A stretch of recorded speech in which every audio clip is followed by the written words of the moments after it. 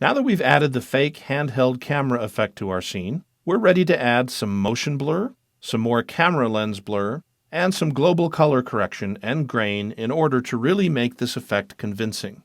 You can also open the Part 5 project file and just start from there. Let's start with motion blur. Don't be confused by the blur category in the list of effects. That won't do what we need here. We want geometric motion blur, which After Effects can calculate based on the motion of the elements in a comp. To turn it on, you use two switches, and you need to make sure your timeline is showing switches by clicking the toggle button down here. First, there's the motion blur switch for the layer. Second, there's the master motion blur switch, which needs to be turned on for the comp right here. Now that both switches are on, if you drag the time indicator around, you can see that blur is being added as the background layer whips around the scene. Next, we want to add a few more effects to really sell the scene, and for that we'll use an adjustment layer. As in Photoshop or Premiere Pro, an adjustment layer is basically an invisible control layer that lets you apply effects to it, and those effects will apply to everything that's visible below the adjustment layer in stacking order.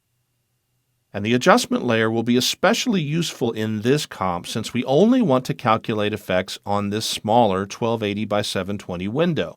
Whereas if we applied an effect directly to the 4K background layer, it would be much slower to calculate since that background layer is so large. So the adjustment layer is more convenient, and in this case will save us a lot of render time as well. The first new effect to add will be our friend the camera lens blur effect. I'll initially set the blur to 0. But during the first pan to the UFO, I want to quickly animate a blur effect to help simulate the autofocus of a camera. Notice there's a stopwatch in the effect panel to turn on animation, just like in the timeline. So I'll animate from 0 up to 40 and back down initially. And then, at the end of the timeline, I'll go from 0 up to 15 and back to 0. Now here's a cool tip.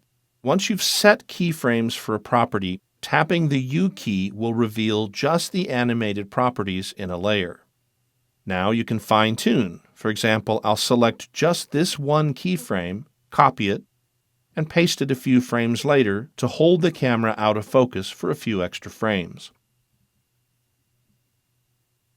Another cool thing about the camera lens blur effect is that it allows you to amplify the highlights of a scene, which is a useful trick for unifying the brights of different composited elements. A value of 10 will help the moon look a little more luminous, as well as pumping up the city lights. You'll have to bring down the threshold a little bit in this scene to reveal it.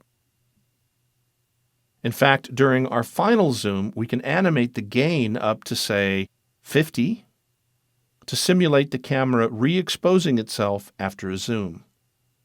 Applying a uniform color wash to the whole scene will further help the different elements to look like they belong together. Let's add a photo filter, set to a cooling preset, with a density of about 20% to help with that. Now let's add a subtle layer of additional noise. Maybe 10%, just to add a tiny bit of chatter that'll help stitch everything together. And finally, add the audio file that I've provided to help sell that this is a real event being witnessed by off-camera civilians. After you save the project, you'll be ready to export a finished movie.